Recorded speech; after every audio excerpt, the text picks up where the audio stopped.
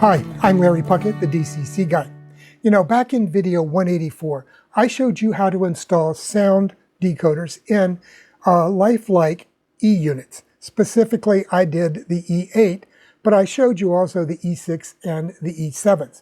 So what I'm going to do today is I'm going to install another Decoder Buddy Mini in an E6 and an E7, and then we're going to install a SoundTraxx Tsunami2 decoder and a TCS WOWSound decoder. So we'll be able to compare the LokSound, the SoundTraxx, and the WOWSound decoders, all of which have the dual 567 non-turbo prime mover sound package. And we'll be able to put those on the track and listen to the bell, the horn, the 567 prime mover, and I'll run them through their steps for you. And that way you'll be able to get a feeling for how each differs and how similar in some ways they are. So what I want to do first though is I'm going to take you down here onto the workbench and we'll take a look at how I did those same installations. I'm not going to do it, every step because, I showed you in detail how to install the Decoder Buddy Mini in video 184. So, I did it exactly the same way with these other two locomotives. And what I'm going to do with this, as I said, is just plug in the decoders, and then we can put them on the layout and give them a sound test. So let's get started. Okay, before we get started, I want to ask you to take a second to subscribe. Click on the subscribe box, and when that comes up, click on the little bell right next to it and click all.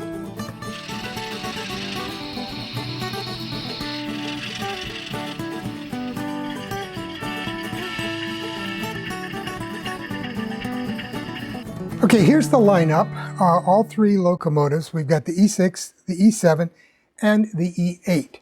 And I'm not going to go through the individual steps for each one of these locomotives for installing the Decoder Buddy Mini boards and all the wiring and everything. It was done identically the same as I did for the E8 in the previous video, video 184. So go back, take a look at that, and that'll show you how to do all of this wiring, how to go ahead and install the Decoder Buddy Mini and get you started on that. What I want to do today, though, is go through and take a look at each one and show you the final version or the final installation first. And they are, for the most part, identical. I used, the same boards, the same speakers. I did locate them in different places.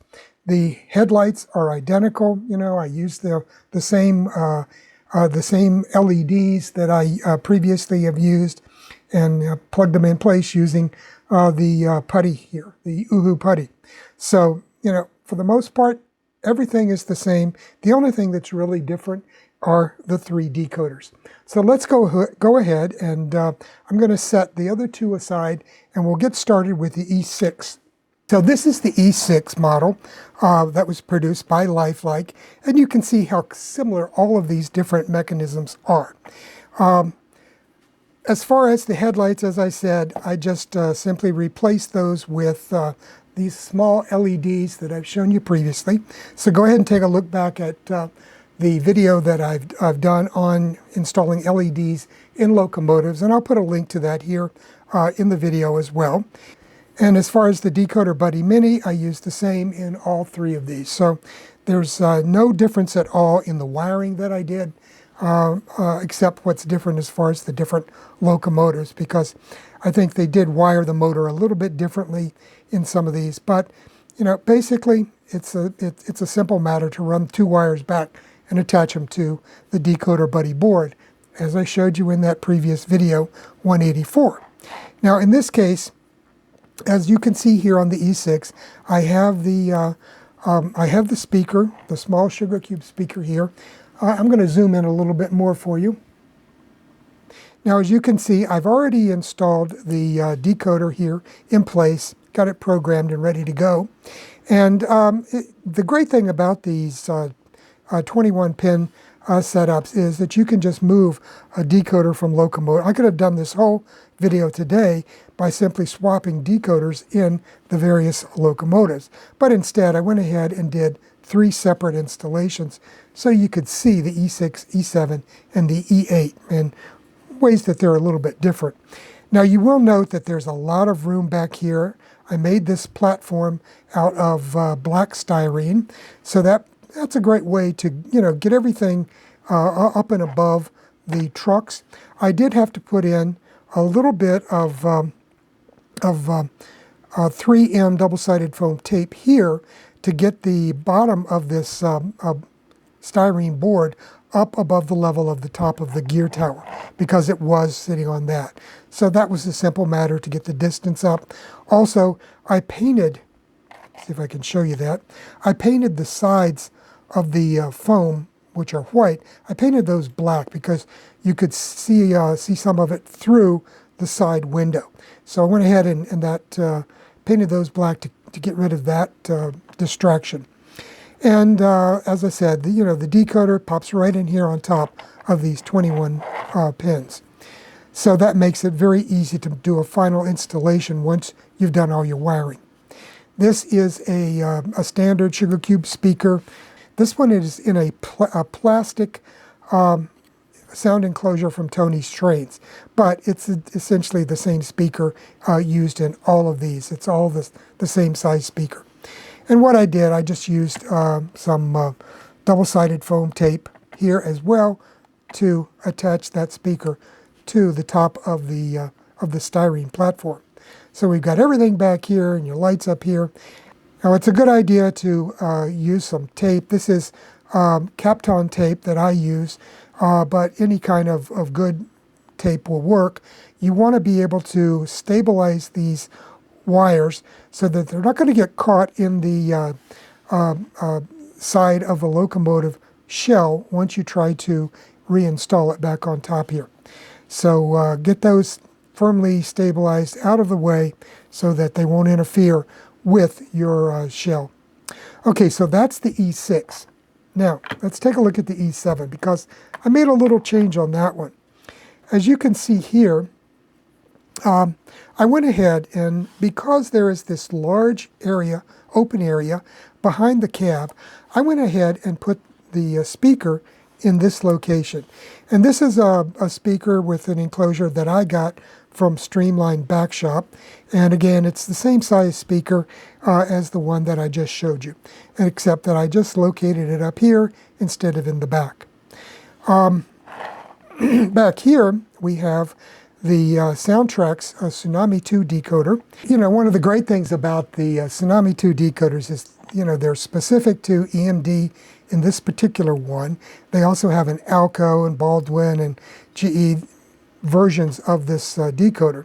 And in this case, there were 9 different prime mover options available, including the dual 567 non-turbo that was used on these E units, making it very easy to match the sound of the locomotives. They also have a wide range of horns available to you that were used on many, many different prototype railroads.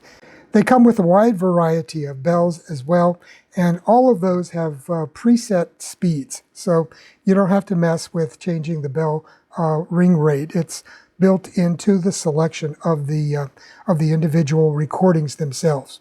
And so just as a reminder, this is the E8 that we did in that previous video. As you can see, it does have this large area behind the cab that you could use for an additional speaker. Matter of fact, you could put 2 speakers, one here and one in the back. But to be honest with you, I think as you'll see, that can be a bit of overkill. Okay, so back here, same type of thing. I put the black plastic styrene sheet platform in here on which to mount the Decoder Buddy Mini, installed it with all the wiring up as needed, and I put the sugar cube speaker in its enclosure back here. And this is another one of the Streamlined Backshop enclosures with one of their speakers.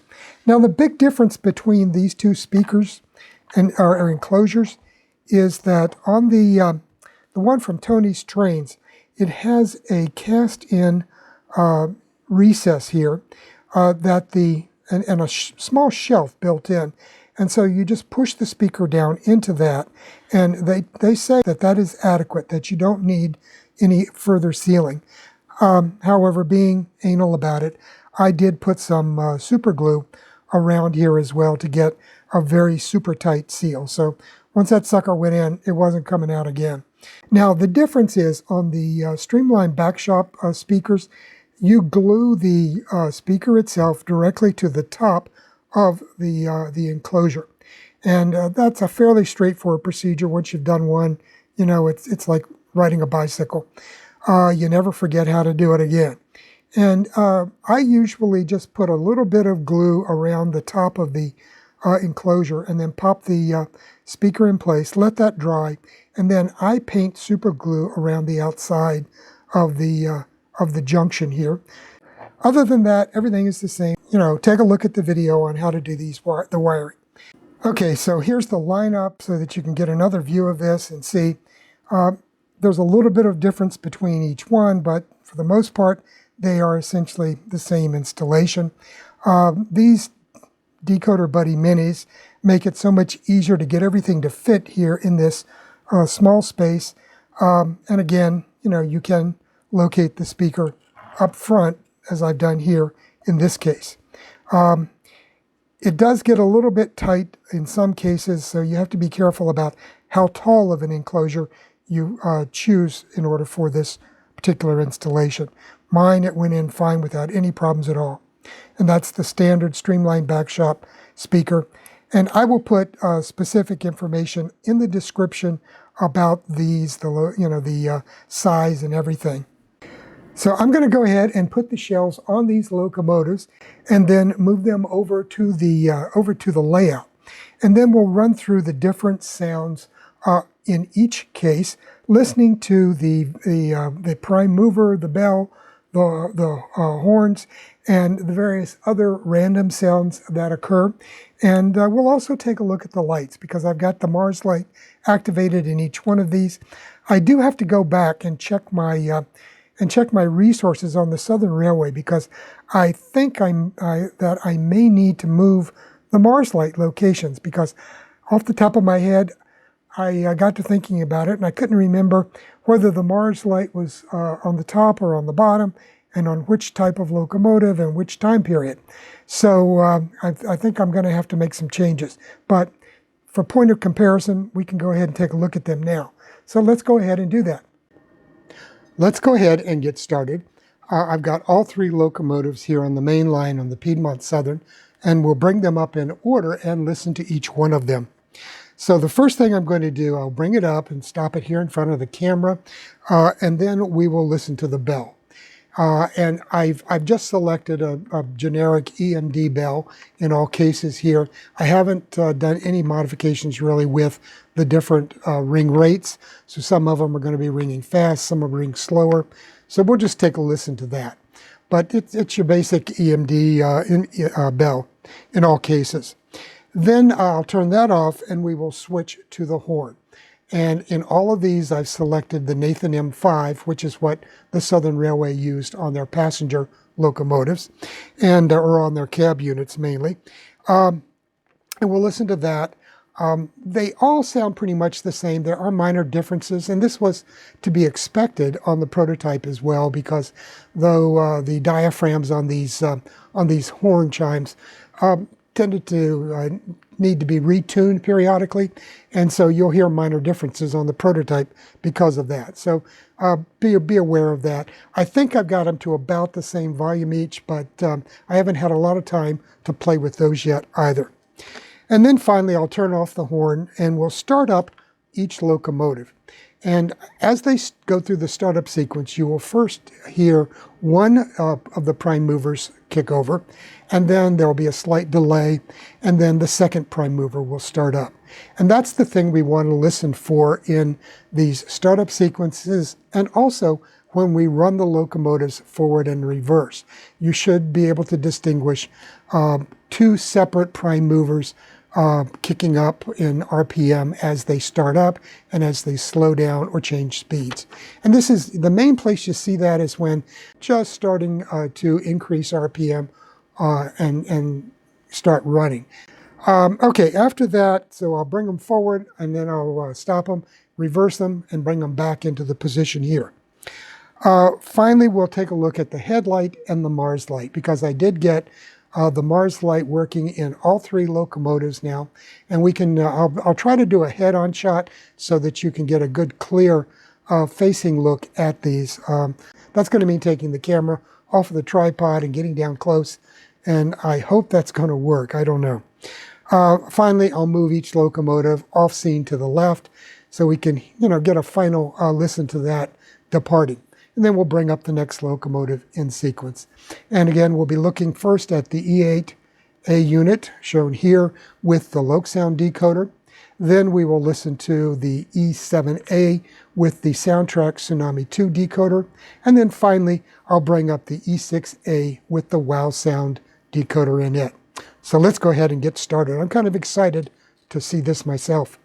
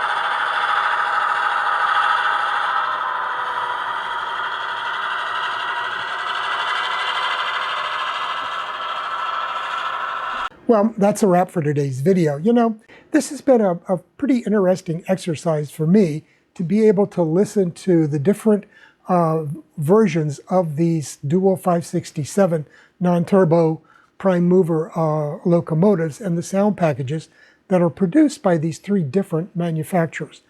And it is amazing to me how similar they are in some ways and how different they are in other.